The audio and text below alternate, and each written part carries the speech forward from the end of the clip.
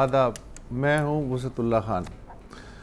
आज हमारे साथ हैं हुसैन नकी। हुसैन नकी जिनके सैकड़ों बराह रास्त शागिर्द हैं, लेकिन उन सैकड़ों शागिर्दों के जो हज़ारों शागिर्द हैं वो भी अपने आप को हुसैन नकी का शागिर्द गर्दानते हैं। 65 साल पे लगभग फैला हुआ कैरियर है हुसैन नकी साहब की सहाफ़त का।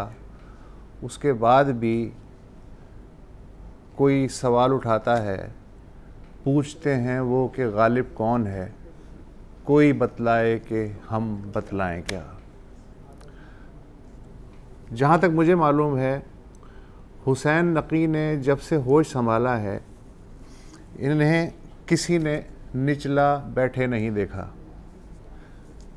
लखनऊ में पैदा हुए, जब स्कूल गए तो स्कूल में पहली हड़ताल कराने की प्रिंसिपल को धमकी दी। उसके बाद शिया कॉलेज में गए, वहाँ से भी निकाले गए। शिया कॉलेज से निकाले नहीं गए। अच्छा, उनके खिलाफ भी हड़ताल में हिस्सा लिया। अच्छा, उसके बाद मजबूर कर दिया आपने। उसके बाद माइग्रेट करके पाकिस्तान आ गए। यहाँ उस ज़माने में स्टूडेंट्स की तहरीकें जो हैं वो उरूज पे थी। नेशनल स्टूडेंट्स फेडरेशन जो है आपने ज्वाइन की। उसके बाद आप Islamia College Civil Lines Lahore के सेक्रेटरी जनरल रहे, वहाँ से रस्टिकेट हुए। फिर आप कराची यूनिवर्सिटी में आए, वहाँ स्टूडेंट्स एक्टिविज़म किया, वहाँ से भी रस्टिकेट हुए। और उसके बाद सहाफ़त की तरफ आए तो अंजाम, PPI और उसके बाद चल सो चल, सन अखबार एक निकलता था, और फिर एक शाम का अखबार 70 की दहाई में निकला था, पंजाब टाइम्स, उसकी भी दास्तान इनसे सुनेंगे। फिर पंजाब पंच। फिर मज़े की बात यह है कि सिंधी नहीं आती थी लेकिन इबरत के नुमाइंदे रहे लाहौर में। पंजाबी बोल नहीं सकते, लिख सकते हैं। सज्जन अखबार जो पंजाबी का निकला, वो आप हुसैन नकी साहब को उसका क्रेडिट जाता है। मेरी समझ में नहीं आ रहा कि मैं कहाँ से इहाता करूँ, कहाँ से शुरू करूँ। ये बताइए कि याद है आपको कि कितनी नौकरियाँ आपने छोड़ी, कितनों से निकाले गए? टोटल नौकरियाँ याद है आपको? देखिए, मैंने नौकरी कभी छोड़ी नहीं। मैंने मौका दिया एम्प्लॉयर्स को, हाजिरों को, कि वो मुझे निकालें। जी, बाइज्जत बरी करते हैं आप। और उसमें एक फ़ायदा का पहलू भी ये था कि उनको ड्यूज़ देने पड़ते थे और उनको नोटिस पीरियड की तनख्वाह भी देनी पड़ती थी। और ज़ाहिर है कि जिसके यहाँ भी काम किया उससे अगर ग्रेचुइटी बनती थी तो वो भी वसूल की जी, और नोटिस पीरियड की तनख्वाह भी वसूल की। और जिसने अगर उसमें लहतो लाल किया तो लेबर कोर्ट में गए। अब मुझे पता नहीं अब लेबर कोर्ट्स का क्या हाल है, तो लेबर कोर्ट्स ने भी हमेशा मेरे हक़ में फ़ैसला दिया, तो उसका भी फ़ायदा हुआ। अच्छा, कोई ऐसा हुक्मरान जिसे खरी खरी सुनाने का जी ना चाहा हो? अभी तक तो मेरा ख्याल है कोई मैं बता सकता हूँ। अच्छा, चले इसी सवाल को एक और अंदाज में करते हैं। कोई हुक्मरान जिनका आपसे सबसे ज़्यादा दिल चाहा हो कि इसको मैं खड़ी खड़ी सुनाऊँ? जिसको मैं खरी खरी सुनाऊँ? नहीं, ऐसा मतलब जो भी हुआ तो वो मुझसे ख़ुद ही पूछ लेते थे कि 2 मार्शल लॉ एडमिनिस्ट्रेटर्स ने, एक डिप्टी ने और एक यानी अयूब ख़ान साहब ने मुझसे पूछा था कि कोई ऑकवर्ड सवाल आज करना है। तो मैं कहा नहीं, आप तो आए हैं इसके लिए शिकार खेलने। और डिप्टी कमिश्नर साहब ने 1000 तीतर जमा किए और वो वहाँ छोड़ भी दिए गए आपकी। तो आप बेहतर है कि आप, फिर भी उन्होंने इंसिस्ट किया तो मैंने कर लिया। और वो क्या था याद है? वो ये था कि वो उस ज़माने में कह रहे थे, अब तो खैर बहुत सारे लोग यानी सैकड़ों करोड़ के खा जाते हैं बैंकों के। उस ज़माने में कोऑपरेटिव्स का बहुत था, स्कैम था, और बहुत पैसे लोगों ने खाए थे, जिसमें सबसे ज़्यादा जो कर्जदार थे वो साहबजादा हसन महमूद थे, जो भावलपुर के चीफ मिनिस्टर भी थे और अयूब ख़ान साहब के बहुत दोस्त। तो जब उन्होंने इंसिस्ट किया कि नहीं फिर भी कर लो, तो मैंने कहा कि वो आपके दोस्त हैं, उनका अच्छा नाम बताओ। तो मैंने फिर भी चाहा कि वो चले जाएं, तो जब उन्होंने फिर इसरार किया तो मैंने कहा आपके दोस्त हसन महमूद साहब, तो वो मुस्कुरा के चले गए। हाँ, तो उन्होंने कहा कि अब मैं तीर्थों की तरफ जा रहा हूँ। आज जब हम कहते हैं कि जी कोई चैनल खोलना है या अखबार निकालना है, तो 1 करोड़ों का जो है वो फिजिबिलिटी बनती है कि जनाब आपके पास इतने करोड़ हों तो आप हाथ डालिएगा। मैं पढ़ रहा था कि जैसे वो आपने अखबार निकाला पंजाब पंच मिल के साथियों के साथ 70 की दहाई में, कोई उसका दफ्तर नहीं था, जिस प्रेस में छपता था उसमें किसी बेंच पे जाके आप बैठ जाते थे और वो वहीं से ये अखबार बल्कि जहाँ वो कंपोज होता था वहाँ वही था। अच्छा, और पैसे का कोई ध्यान ही नहीं कि क्यों निकाल रहे हैं, पैसे कहाँ से आएंगे। मदिया और फ्रयाल जो हैं कैनेट कॉलेज के बाहर ही अखबार बेचा करते हैं। जी। उनकी वालदा जो थी वो हमारे साथ, उन्होंने पंजाब टाइम्स में काम किया था। पंजाब टाइम्स एक किसी और ने निकाला था, तो सफदर मीर साहब के इसरार पे मैं तो रिपोर्टिंग वगैरह करता था या ब्यूरो संभालता था, तो उन्होंने बहुत इंसिस्ट किया कि नहीं मैं ही उसका एडिटर बनूंगा। तो उसमें खदीजा जो थी जी, वो हमारे साथ आई जी, और उनके शौहर जो थे वो कहते थे कि इसको तुम मतलब 2-4 घंटे का काम ऐसा दे दिया करो कि घर पे भी ये करे, क्योंकि वो रिटायर्ड फौजी थे, बहुत खुश मिजाज आदमी थे गौहर साहब। तो वो बहुत खुश थे कि मतलब दिन भर उनके, क्योंकि उनको खाने पीने का बहुत शौक़ था। सरकार ने फ़ौजियों को तमाम बॉर्डर एरिया में ज़मीनें अलाट की थी, वो कभी अपनी ज़मीन पे नहीं गए, रास्ते में आते हुए अपने जूतों पे खाक डाल लेते थे ये जी मैं ज़मीनों से आया हूँ ये वहाँ, और वो एक्सपोज हो गया।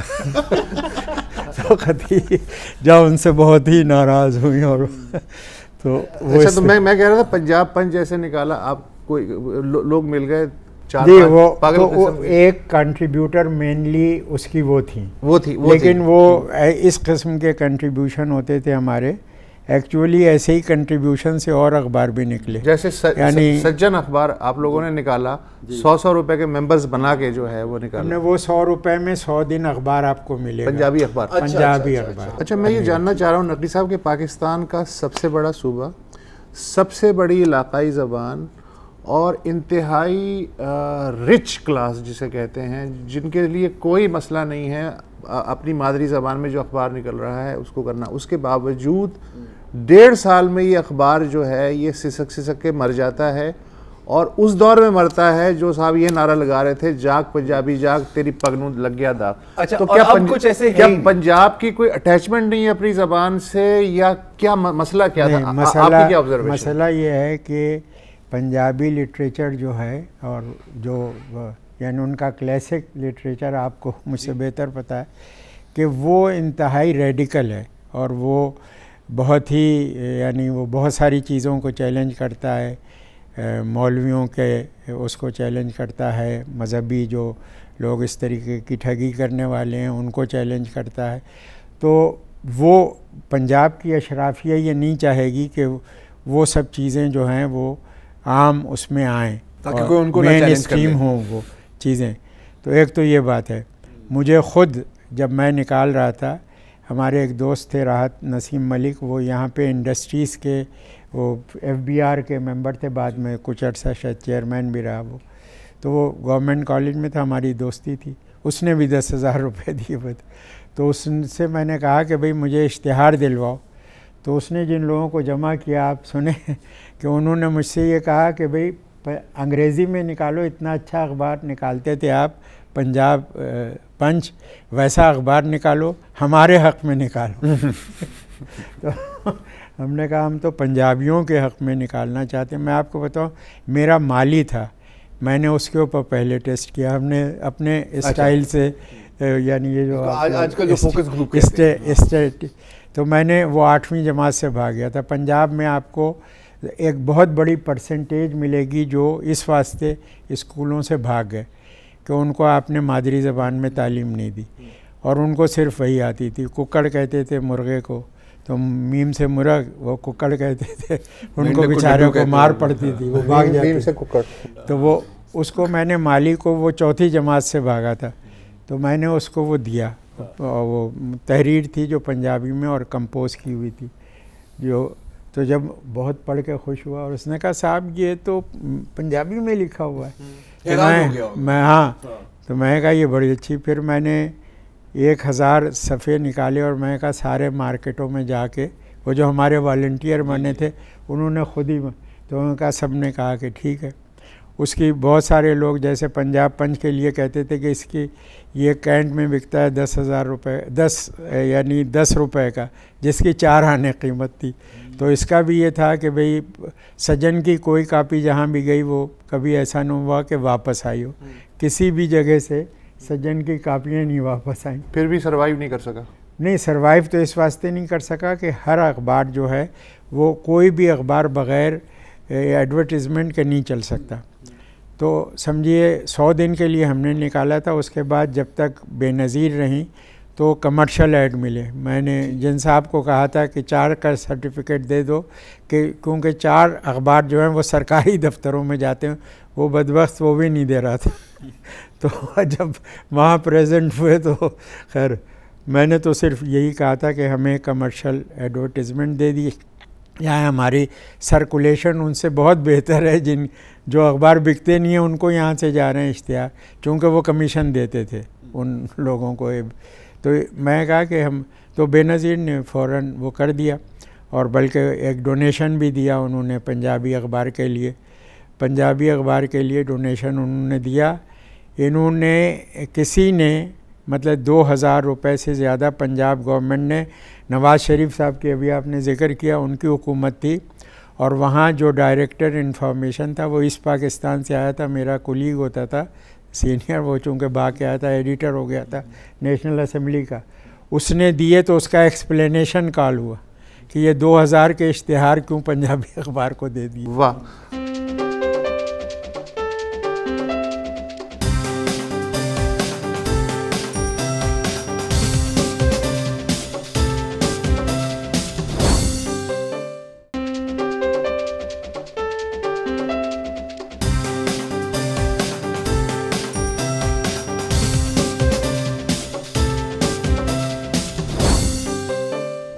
अच्छा, एक और चीज़ है कि आपके ज़माने में सहाफ़ी का जेल जाना एक नॉर्मल सी बात थी कि किसी बात पे चले गए।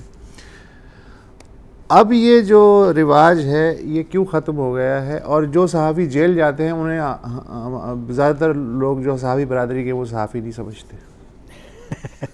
अब तो मेरा ख्याल ये है कि अगर जेल जाएं तो फिर आइंदा कहीं मुलाज़मत नहीं मिलेगी। अब सहाफ़ी मेरा ख्याल है सहाफ़त की वजह से जेल नहीं जाएंगे। हाँ, ये माजरत के साथ, माजरत करने की कोई ज़रूरत नहीं है सर। देखिए, आप उसको जुनून तो कह सकते हैं, सहाफ़त पेशा भी है, लेकिन सहाफ़त एक फ़र्ज़ भी है। फ़र्ज़ और ख़ुसूसन उन माशरों में जहाँ पे मतलब हमारा जैसे माशरा है, 50% के करीब लोग नाख़्वानदा हैं, शायद उससे ज़्यादा नाख़्वानदा हैं, और अगर उन तक इत्तला भी ना पहुँचे, वो बाखबर भी ना हों, और उनको राय कायम करने के लिए अपनी किसी भी चीज़ के बारे में उनको वो मौक़ा ही ना फ़राहम हो और ऐसे मज़ामीन भी ना शाया हों, तो फिर वो उस यानी अपना फ़र्ज़ नहीं अदा कर रही। था कि देखिए, एक तो जो रिवायती तस्वर हमारा सेंसरशिप का, एक तो होता है ना कि जी ख़बर रोक दी या कहा कि आप इस पर बात नहीं कर सकते, मतलब इन्फॉर्मेशन को कम कर दिया। यहाँ पर मैं थोड़ा सा उल्टा देख रहा हूँ कि आप इतनी इन्फॉर्मेशन फेंक दें, चाहे वो सही हो या गलत हो, कि बंदा कंफ्यूज हो जाए। कभी कभी लगता है, और मुझे ज़ाती तौर पर भी लगता है, कि कोई 10 ट्रक की बत्तियाँ हैं और उसके पीछे हम 24 घंटे भाग रहे होते हैं। हमें ये नहीं पता लगता, जैसे अंग्रेजी में कहते हैं ना कि what is news and what is noise. तो अगर, और ये मैं अपने लिए भी ज़ाती तौर पर भी पूछ रहा हूँ, और जो मतलब यंग जर्नलिस्ट हैं या जो आना चाहते हैं इस फील्ड में, इसकी तमीज़ कैसे करें, किस चीज़ पर फोकस किया जाए, क्योंकि यहाँ पर कभी कभी समझ नहीं आती। देखिए, फोकस तो करना चाहिए कि आप, यानी पाकिस्तान में तो मैं समझता हूँ कि तकरीबन आप यहाँ पे बैठे हैं, यहाँ भी बहुत सारी ख़बर है।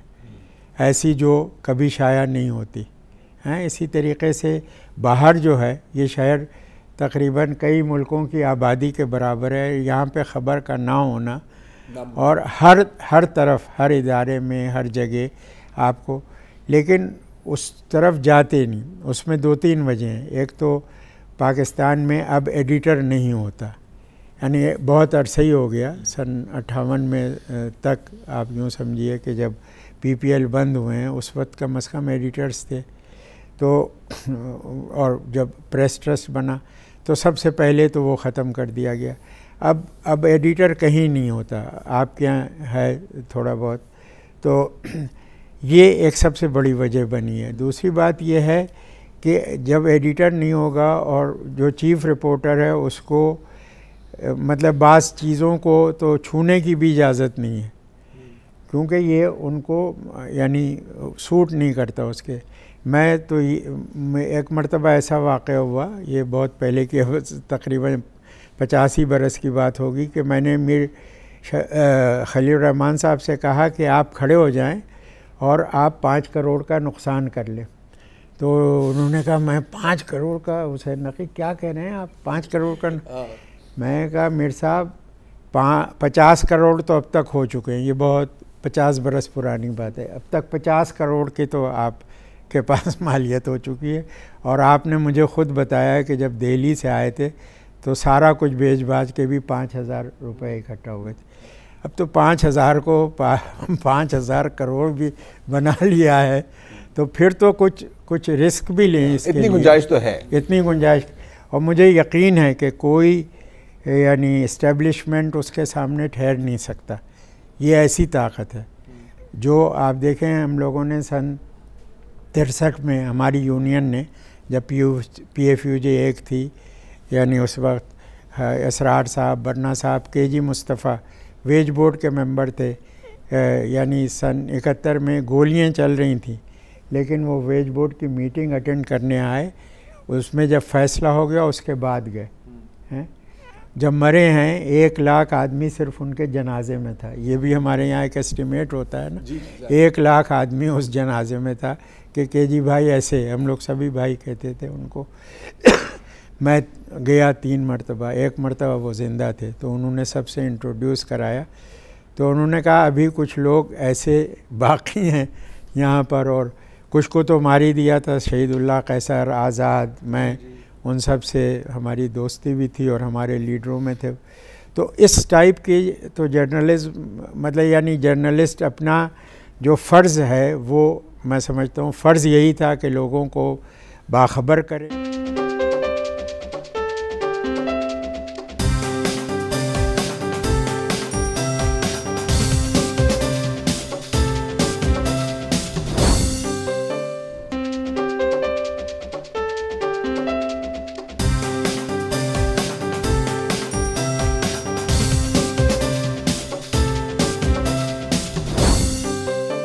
आपकी ईस्ट पाकिस्तान हो या वेस्ट पाकिस्तान, एक तंजीम होती थी और सारे उस अम्ब्रेला के नीचे थे। आज 2018 में कई यूजेस, कई PFUJs, और आपको सीनियर मोस्ट जो आप लोग हैं उन्होंने सालिसी की भी कोशिश की, लेकिन उसके बावजूद निफाक जो है वो तकसीम दर तकसीम होता ही चला जा रहा है। बिल्कुल आप लोग नाकाम हो गए या नहीं, ये लोग बदतमीज़ हैं? नहीं, बदतमीज़ नहीं है।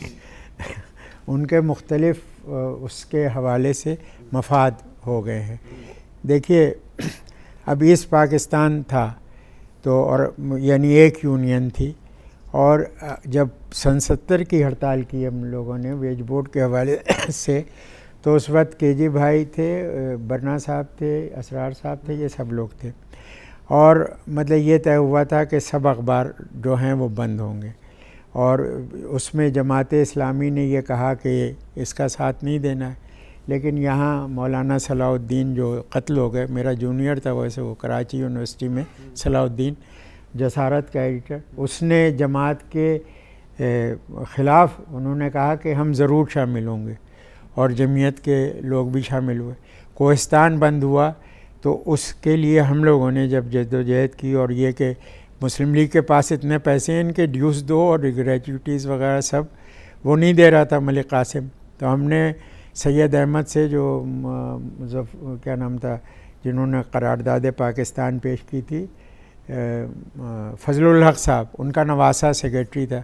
मैं कहा यार एक इसके लिए मार्शल आर्डर निकाल दो कि ये एक दिन के लिए मुस्लिम लीग का अकाउंट खुले और हमारे पैसे मिले, और वो मिले। अच्छा। अफजल आगा के घर पे बुलाया तो वो पीट रहा था कि मैंने तो अच्छा सौदा कर लिया था, उसने हमारे एक सेक्रेटरी को ख़रीद लिया था एक कार दे के और कुछ पैसे दे के।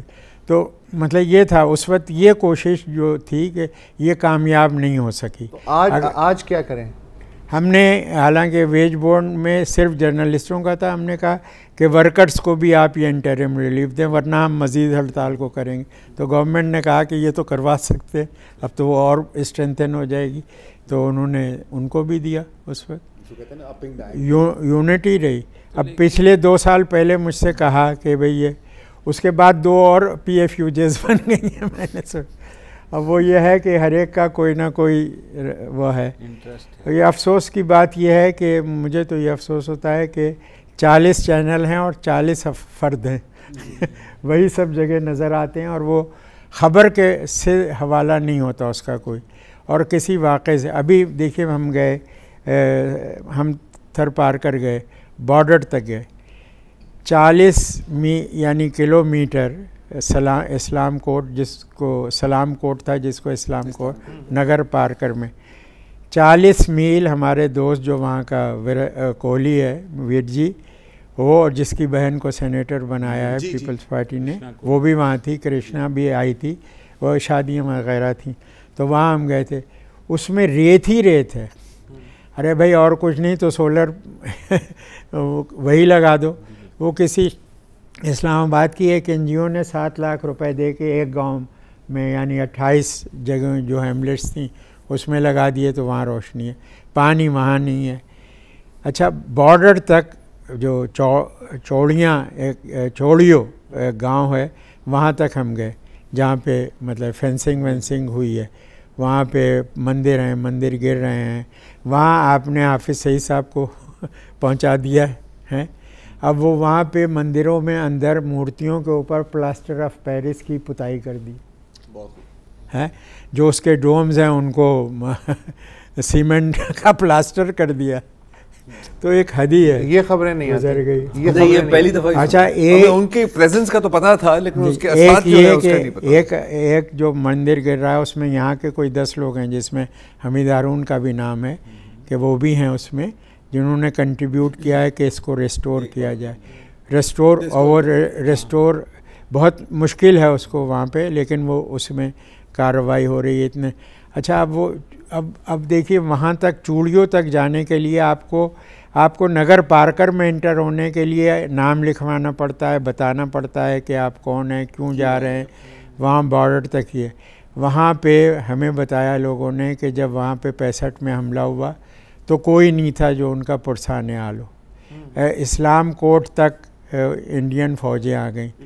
तो मैंने कहा कि भाई अगर वो फ़ौजें इस रेत में आ सकती हैं, और सन 65 में तो अब तो उनके व्हीकल्स ज़्यादा बेहतर हो गए हैं, तो अगर आप यहाँ कम से कम सड़क बना देंगे वहाँ तक, तो उन गांव वालों को भी कुछ रिलीफ। यानी वहाँ पर एक दुकान नहीं, इस 40 किलोमीटर में पान बीड़ी सिगरेट की भी दुकान नहीं, किसी तरकारी की दुकान नहीं। वो ये जो वीर जी आता है तो वो रास्ते में पूछता है, वो घरों से पूछता है कि आपको कुछ मंगाना है। एक ने हमारे सामने कहा कि 1 किलो टमाटर ले आना, वो भी इस्लाम कोर्ट से। आप ये देखिए, तो ये हालत है हमारी, मतलब कि हम ये कर रहे हैं, पानी नहीं है। वाकई 20 किलोमीटर से जाके लाते हैं, 20 किलोमीटर से। यही सूरत हाल एक ज़माने में ग्वादर की थी, और बहुत कुछ हो सकता था जिसको नहीं किया गया। अच्छा, ये बताइए कि आपने हर ख़राब ज़माना देखा है, अच्छा ज़माना देखा है। आजकल कसरत से एक बात जिससे भी पूछो करता है कि साहब अच्छा ज़माना ये देखा तो नहीं, अच्छा ज़माना शायद आएगा, ये मुझे हाँ आएगा एज ए प्रैग्मेटिस्ट कुछ लेकिन ख्याल है। I agree with you. ये कहा जा रहा है कि इन दिनों जितनी घुटन है उतनी पहले कभी नहीं थी। आपने देखी नहीं, आप लोग उस घुटन से गुजरे नहीं। नहीं, ये बिल्कुल कि आजकल तो कोई घुटन नहीं है। अब मसलन आप लोगों में से कोई पकड़ा नहीं गया अभी तक, हालांकि आप लोग कुछ ना कुछ कर लेते हैं। उम्मीद पर ही दुनिया का अगर उस वक्त करते तो मतलब ऐसी छोटी थोड़ी थोड़ी बातें होती थी ना जी। तो इस किस्म की जो सूरत हाल है ये, इसमें मैं इसको घुटन नहीं महसूस करता। मैं इसको यानी दो चीज़ें हैं इसमें, एक तो यानी अब मैं क्या कहूँ, नालायकी है हम लोगों की, या कि हमने इस तरीके से लोगों को शायद ट्रेन नहीं किया, या जो लोग सहाफ़त में आए उसको ये देखा नहीं कि भाई ये सहाफ़त में रहने के काबिल हैं या आने के काबिल हैं। चिराग हसन असरद साहब तो ऐसे पूछते थे कि मियाँ क्या करना चाहते हो, तुम्हारा काहे के लिए आ गए हो यहाँ। तो आपको बताना पड़ता था कि भाई हमें इसका शौक़ है, या किसी और को बताना पड़ता था कि हमें शौक़ है, हम इसलिए आ गए और मतलब हम ये कुछ करना चाहते हैं। और मतलब फिर हमने बहुत सारे दिलचस्प वाक़यात भी सुने। तो शुरू से हमारे यहाँ दो किस्म के धाराएं चल रही हैं, उसमें से थोड़े बहुत मतलब आज आप लोग भी हैं और लोग भी हैं, कुछ हैं जो अपना चाहते हैं कि अपना फ़र्ज़ किसी न किसी हद तक अदा कर सकें जितनी, और गुंजाइश तो बढ़ाने से बढ़ती है। और अब मैं समझता हूँ कि मीडिया बैरन्स के पास अरबों रुपए हैं जो सिर्फ मीडिया से कमाए गए, और मीडिया से कमाए यानी अब ये हुआ कि मुझे ताज्जुब होता है कि अब मतलब 12,000 करोड़ रुपए का किसी वक्त बजट हुआ, 8,000 करोड़ रुपए का बजट हुआ, वो सब आप में तकसीम हुआ। अरे भाई हमने तो जब अखबार निकाले तो 12.5 रुपए का रिम मिलता था, और अभी आपको बताया कि किस तरीके से पैसे जमा किए और उससे निकला। और आज 35 सिर्फ इशू निकले थे, 5 मरतबा बंद हुआ। मैं सिविलियन मार्शल लॉ मिलिट्री के तमाम मार्शल लॉ में अल्हम्दुलिल्लाह कैद खाने में रहा हूँ, तो मुझे कैदें होती रही हैं, तो मुझे ये पता है कि इन लोगों के पास कोई भी ये नहीं कहता। नवाबाद ग्रुप 5-5 हज़ार के 3 कंट्रीब्यूटर्स थे, 15,000 रुपये उसमें शुरू हुआ, मशीन किसी ने दे दी। ये सब चीज़ों में अब आपके पास इतना कुछ है, तो अब इस वक्त तो कम से कम लोगों को आप अपने मुल्क की तरफ, अब देखिए ना सन 71 क्यों हुआ, आपको पता है कि यानी 16 दिसंबर को जब सब पसपाई हो रही थी, उस वक्त भी आपके यहाँ ये ख़बर चल रही थी कि फ़लाँ जगह हमने फतूहात हासिल की। और मैं आपको एक जर्नलिस्टिक वाक़या सुना दूँ। शफ़क़त तनवीर मिर्ज़ा न्यूज़ एडिटर थे इसमें, और राइटिंग साइड पे भी होते थे मसावात में, और अहमद बशीर साहब का आपने नाम सुना होगा, वो भी थे, उनके बहनोई थे ये ब्रिगेडियर आतिफ़। तो वो ये कह रहे थे कि वो वहाँ फ़लाँ जगह के ऊपर बहुत ज़बरदस्त वो कर रहा है ये वो। तो शफ़क़त ने ये कहा कि वहाँ पे तो सब हार रहे हैं, वहाँ पे मतलब कि कोई, तो उन्होंने पेपर वेट उठाया और शफ़क़त के ऊपर मारा। वो तो कहिए उसने सर झुका लिया हालांकि वो सर झुकाने वाला आदमियों में से नहीं था शफ़क़त तनवीर मिर्ज़ा, सर झुका लिया, वरना पेपर वेट आ रहा हुआ तो झुकाना ही पड़ता है। हाँ, या तो सर है या तो फिर लेकिन जान है तो जहान है। आज ये है, तो अब ये था, हमसे लोग यानी लड़ रहे थे, मैं और एटी चौधरी साहब घर पे उनके बैठे हुए थे और ये सब इस पे कर रहे थे। उनके बहनोई साहब आ गए, वो गुजरांवाले से आते थे और वहाँ पे, और उन्होंने कहा कि तुम दोनों लोग मतलब मुल्क दुश्मन हो और तुम दोनों लोग ये हो। और हम लोगों ने कहा भाई बात तो सुनो हमारी, हम तो तुम्हें ये बता रहे हैं कि हालात ऐसे हैं कि कल या परसों या 10 दिन में कुछ होने वाला है, तो हम तो चाहते हैं कि आप लोग इसको बर्दाश्त करने के लिए तैयार। वो उन्होंने 100 रुपए की शर्त लगा ली। एटी चौधरी ने कहा कि मैंने तो कभी शर्त नहीं लगाई, मैंने कहा लगा लें, हम लोग वापस कर देंगे। अब लोग तो जुआ हुआ खेलते। आप देखें फिर जब आपकी मुलाकात हुई उन्हीं लोगों से, अच्छा, और अक्सर मतलब देखें ये तो बहुत बड़ा वाकया है ना, वो तो हमसे गले मिल के रोए, माजरत की बाकायदा। मेरे एक हमजुल्फ ने भी जिसने जो हमारे घर के ऊपर मतलब पैलेट्स ड्रॉप हो गई थी, तो वो मुझे ले गया था। वो भी रोज़ लड़ता था मुझसे कि तुम मुझे गलत इत्तला दे। वो हार्ट पेशेंट भी था। मैं कहा तुम्हें हार्ट फेलियर हो जाएगा। तो ये सन 70-71 में फिर ऐसे ही हुआ। सन 70 में आपने किसी अखबार में ये नहीं पढ़ा, हालांकि मैंने ख़बर भी दी थी कि लाहौर के नासिर बाग अब कहलाता है गोल बाग में इलेक्शन से पहले शेख मुजीब आए। शेख मुजीब ने ये तकरीर की कि हमारी पार्टी जीतेगी और हुकूमत अवामी लीग की बनेगी, और मैं आपसे 2 बातें कह रहा हूँ, हम वैसी ड्रेस्टिक रिफॉर्म करेंगे जो हमने जुक्तो फ्रंट पे की थी। और उस वक्त तक मैं इस मगरिब के इलाके से कोई अफसर नहीं होगा ग्रेड 17 में, ना फ़ौज में ना सिविल्स उसमें, जब तक 56% बंगाली नहीं हो जाते हैं। तो ये बात मैंने भुट्टो साहब को कही थी कि ये एक ट्रिगर था जिसने आपका और उनसे इस्टेब्लिशमेंट से गठजोड़ करा दिया। आपकी ज़मीनें हज़ारों एकड़ बच गई हैं और उनकी नौकरियां बच गई, मुल्क टूट गया। भाई तो फिर आसानी से कर लेते, इतने मुश्किल सहाफ़ी भी तो इस पे लग गए, प्लॉट सहाफ़ी तो मतलब कि सहाफ़ी तो बिल्कुल ही गंद में गर्काब हो गए। उन्होंने सहाफ़त तो करना छोड़ ही दिया है। वो तो सिर्फ मतलब कि इसको एक स्टेपिंग स्टोन के तौर पे बनाते हैं। दुकानदारी नहीं, वो पेशे में दाखिली, बिल्कुल वो इसीलिए दाखिल हुए हैं और मुख्तलिफ सिफारिशों से हो रहे हैं। और जब आप सब क्लियर्ड लोग ऐसे होंगे तो फिर यही सहाफ़त होगी। इन सबको क्लियरेंस भी हासिल है, उनको करप्शन की क्लियरेंस हासिल है, लिफाफे लेने की करप्शन हासिल है, यानी 50 लाख 75 लाख तनख्वाहें लोगों को मिल रही हैं।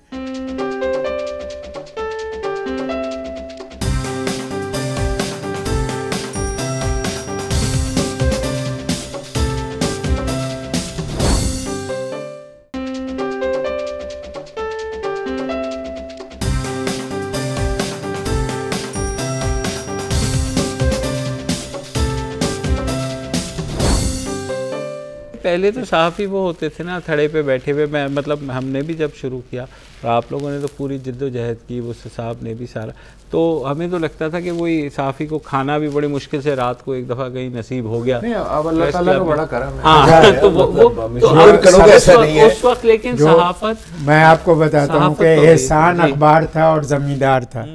और आपको पता है कि इसमें किस तरीके से तनख्वाहें मिलती थी? 8 आने 1 रुपया है। अभी 2 रुपए एहसान जो थे मलिक एहसान, वो 2 रुपए उन्होंने दे दिए। पर तो ये पीपीआई में भी था, 50 रुपए मिल गए हैं, फिर 50 रुपये, फिर 25 रुपये, लेकिन वो पहली तारीख को मिल जाते थे 50 रुपये। हाँ, एक ये था कि एक हिस्सा उसका पहली तारीख को मिल जाता था। दूसरा सर एक और ये लिफाफे के जो ओरिजिन कहाँ से हुआ, आप ये तो बता दें। पहला लिफाफा किसको मिला? हाँ, पहला लिफाफा किसने लिया?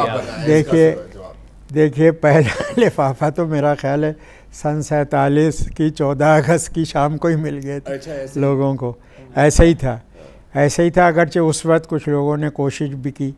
मैंने मसलन यानी ज़ेड सुलेरी साहब ने, जिन्होंने बाद में बहुत कुछ किया, मैंने पूछा कि आपका अखबार जो था वो पहला कैसे बंद हुआ?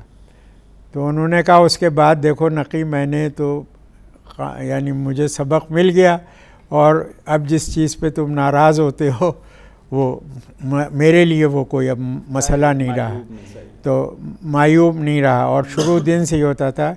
एक मलिक या मियाँ नूर हुसैन थे जो वहाँ थे लाहौर में डायरेक्टर इंफॉर्मेशन, तो सबसे इब्तदाई ख़रीदारियों का काम उन्होंने शुरू किया था। बहुत खूब। अब आपको अगर 8 आने करके पैसे तनख्वाहें मिल रही हों हैं तो फिर आपको जरूरत नहीं। तो 5 रुपए बड़ी रकम थी। 5 रुपए या 10 रुपए। लेकिन उस जमाने में तो रेजिस्ट तो करते थे ना सहाफ़ी। नहीं, ये नहीं, इसकी क्या जरूरत है? हाँ, यहाँ आप तो तकल्लुफ़ कर, यहाँ खुद ही डाल दें। मैं इससे बात कर रहा हूँ। एक ऐसा वाक़या हुआ कि हमारे पीपीआई के दफ्तर में आया मसूदुल्लाह खान, उसमें उस पर डेस्क पे थे, और एक आदमी ने उनके वो आया था कहीं केपी के किसी जगह से, उसने उनकी जेब में कुछ रखा, उनकी नज़र पड़ी, उन्होंने उसकी गर्दन दबाई ना करें, ये ऐसे लोग भी। और उस वक्त तक नहीं छोड़ा जब तक उसने कहा साहब मैं तो हमेशा जब भी किसी अखबार के दफ्तर में जाता हूँ तो सबको पहले पैसे बांटने पड़ते तो मेरी रिवायत तो रेट है। आज भी ऐसा होता कि कोई गर्दन पकड़ के बाकी मुझे अब मैं आपको 92 की बात बताऊं। मुझे एक उसने आके कहा पुलिस के आदमी ने कि मेरा फलां जगह से तबादला करवा दें। तो उसने कहा असल में मेरे इलाके में 3 अखबार के दफ्तर हो गए। तो मैंने कहा कि क्यों वो इत्तेफाक से हमारा कुलीग होता था राजपूत, वो डीआईजी हो गया था, उस वक्त एसपी था। तो उन्होंने कहा आप कहेंगे तो वो आपके कहने से हमारा तबादला कर देंगे। तो मैंने कहा लेकिन क्यों करवा दूं? उन्होंने कहा कि रोज़ाना शाम को मैं कहाँ से 30,000 रुपये लाऊँ? 30,000 रुपये 92 में।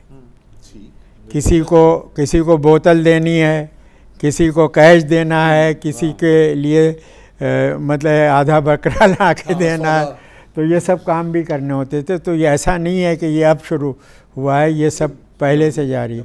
अब तो लोग ही ऐसे आते हैं जिनका मेरा ख्याल है बुनियादी मकसद यही है, वो कहते हैं कि जी हमें किसी तरीके आप हमें कार्ड दिला दें। तो एक अखबार में तो आप 10,000 रुपये दें, अब रेट शायद बढ़ गया हो। जब वो शुरू हुआ था तो उसमें था 10,000 रुपये देते थे तो कार्ड आपको। मैंने जब HRCP में टेक ओवर किया तो मैंने कहा कि कोई ह्यूमन राइट्स का जो करस्पॉन्डेंट होगा और जो कोर ग्रुप का मेंबर होगा उसको कार्ड नहीं मिलेगा। और जब से मैं अपने पास भी कार्ड नहीं रखता पहले, तो मैंने कहा कि भाई कागज़ से ना पहचानवाओ अपनी।